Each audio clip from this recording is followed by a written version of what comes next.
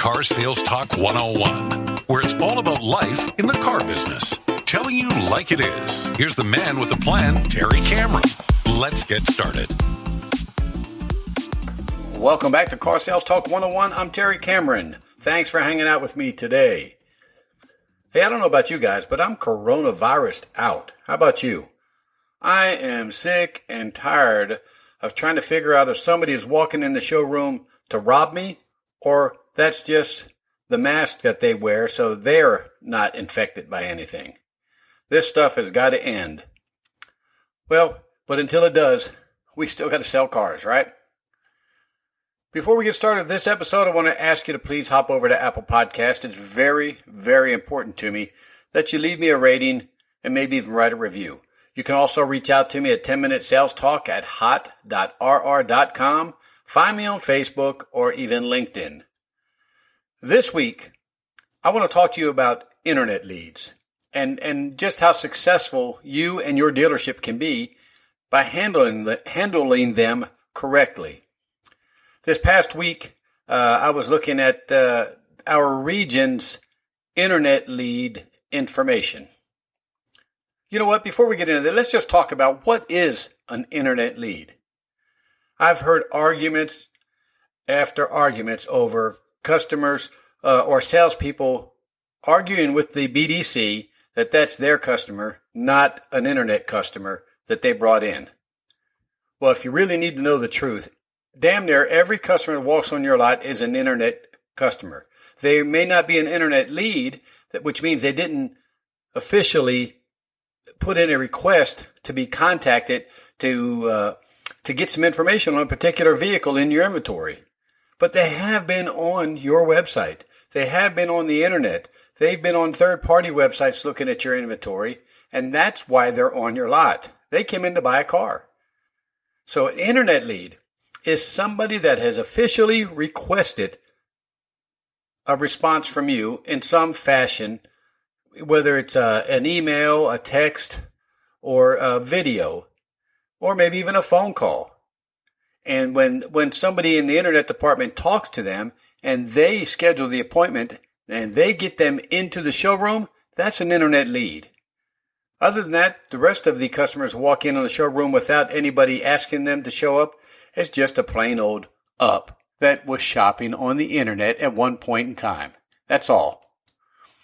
But back to the beginning, when I was talking about looking at our region's closing ratios and statistics, it amazed me how many people, how many dealerships are just blowing this. How many managers, how many salespeople that are just not grasping the importance of managing their internet lead and the internet department. So I guess, and I'd never claimed to be an expert on this, but I'm guessing that most dealerships would be happy with a 10 to 15% closing ratio on their internet leads. In other words, if your dealership received 100 internet leads, regardless where you got them from, into your CRM, you should be able to sell 10 to 15 of them. And I mean, deliver them. Have them busting bugs. 10 to 15 of them. Here's what I see.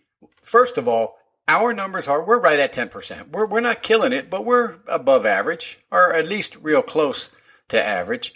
And we probably get, probably 200 to 300 leads maybe each month. So you have to think about that. If we get 300 and we're right about the 10% closing ratio, 30 of those are directly coming from our internet department's efforts. Well, I looked down the line of some of our huge dealerships in our region, some of them with 400, 500, 600 leads halfway through the month, and I look at their closing ratio is 1%. 1%. Now, I don't care how big of a dealership you are. I don't care how small of a dealership you are. 1%. Just imagine if you put the effort into your internet department that it deserves. Just think about it. 500 leads, and if you put the effort in there and you've got that 10% closing ratio, I don't care how big you are. 50 more sales is going to make a difference to your bottom line. It's also going to change the attitudes of a whole lot of people in your dealership, in the internet department, and all the salespeople that were blessed with that lead because somebody paid attention to it and got them into the dealership. I hope this is in your dealership. Managers, I recommend that you look at this. And if you don't know where to get it, of course, you can always ask your district manager, your district rep, or somebody that is managing your CRM. They'll tell you exactly what your closing ratio is. And there's other statistics you need to keep track of. How long does it take before you actually make contact with that customer to close that lead out? You ought to be able to do this in under 15 minutes.